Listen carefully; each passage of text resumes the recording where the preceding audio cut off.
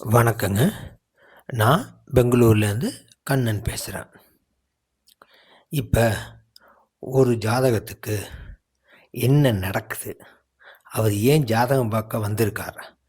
அப்படிங்கிறத அவருக்கு நடக்கிற தசா புத்தி, அதாவது ஜாதகத்தில் தசை புத்தி நடத்தும் கிரகங்களை வச்சு அவர் ஏன் ஜாதகம் பார்க்க வந்திருக்கார்? அவருக்கு இப்போ என்ன பிரச்சனை?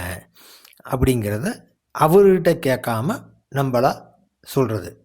ஜாதகத்தை வச்சு கண்டுபிடிச்சி சொல்கிறது. அது எப்படிங்கிறத பார்ப்போம். இந்த ஜாதகம் பாருங்கள்.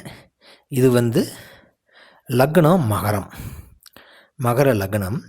அந்த லக்னாதிபதி போய் சனி, அந்த லக்னாதிபதி சனி விருச்சகத்தில் இருக்கார்.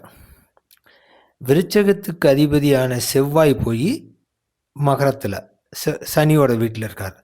அப்படின்னா இது ரெண்டும் பரிவர்த்தனை. இந்த ரெண்டு கிரகமும் பரிவர்த்தனை. அடுத்து இப்போ ஒரு நடக்கிற திசை சூரிய திசையில் சூரிய புத்தி ஜஸ்ட் இப்போ தான் ஆரம்பிச்சிருக்கு. சூரிய திசை ஆரம்பிச்சிருக்கு. சுக்கிரன் முடிஞ்சு சூரியன் ஆரம்பிச்சிருச்சு. இந்த இந்த சூரிய திசை சூரிய புத்தியில் இவர் ஜாதகம் பார்க்க வந்தார். இப்போ அந்த சூரியன் 10ல் இருக்கா, அந்த வீடு திரிசூன்யம். அப்போ இவர் தொழில் பற்றி ஏதோ ஒரு கேள்வி கேட்க போகிறார் அப்படின்னு அர்த்தம். தொழிலை பற்றி கேட்க போகிறார்னு அர்த்தம்.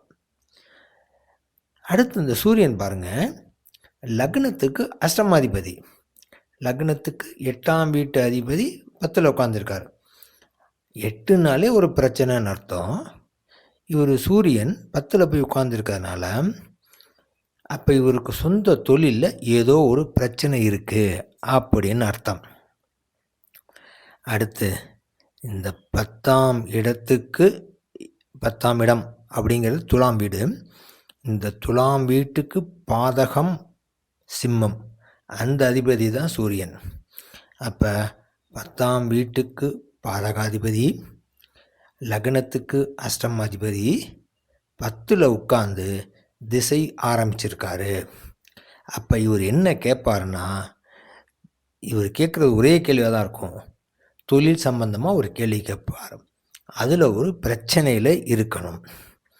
இதுதான் அவர் கேள்வியாக இருக்கும். இப்போ நான் அவர்கிட்ட ஏங்க உங்களுக்கு தொழில் சம்மந்தமாக கேட்கணுமான்னு, ஆமாங்க தொழில் சம்மந்தமாக தான் கேட்கணுங்கன்னாரு.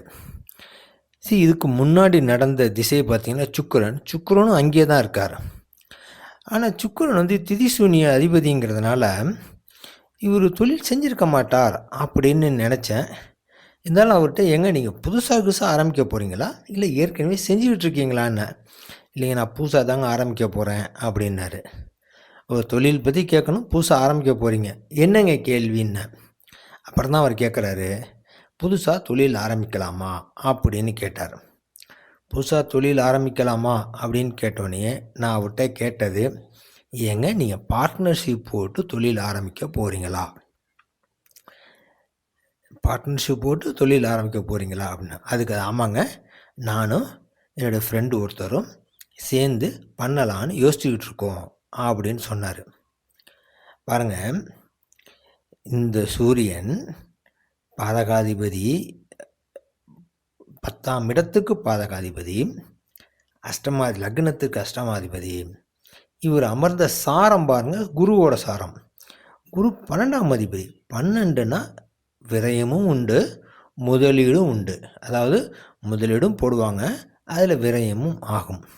அப்போ இந்த சூரிய திசை முழுக்க இவர் தொழில் செய்யக்கூடாது. குறிப்பாக பார்ட்னர்ஷிப் போட்டும் தொழில் செய்யக்கூடாது. பார்ட்னர்ஷிப்பும் பிரச்சனையாகும். அதனால் நீங்கள் தொழிலெலாம் செய்ய வேண்டாங்க அப்படின்னு சொல்லிட்டேன்.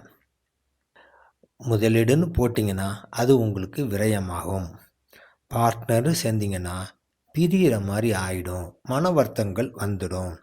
அதனால் நீங்கள் இதுக்குள்ளே நுழையாதீங்க அப்படின்னு சொல்லியாச்சு. இதில் இன்னொன்று பாருங்கள், இந்த ஜாதகத்துக்கு ராகு கேதுக்கு இடையில் எல்லா கிரகமும் இருக்கும். ராகு கேதுக்கு இடையில் எல்லா கிரகமும் இருக்கும். இதுவும் கூட இந்த ஜாதகத்துக்கு தொழில் செய்யக்கூடாது அப்படிங்கிறதுக்கு ஒரு காரணம். இப்படி தாங்க வர்றவங்கள்ட்ட நம்ம உங்களுக்கு என்ன வேணும்லாம் கேட்குறதில்ல. இந்த இடத்துல உங்களுக்கு பிரச்சனை இருக்குது, இது சம்மந்தமான கேள்வி இருக்கா, இந்த இடத்துல இது இருக்குது, இப்படி கேள்வி இருக்கும், உங்களுக்கு இதுதான் கேள்வியா அப்படின்னு சொல்லி பலன் சொல்லி தாங்க பழக்கம். நல்லதுங்க. நன்றி.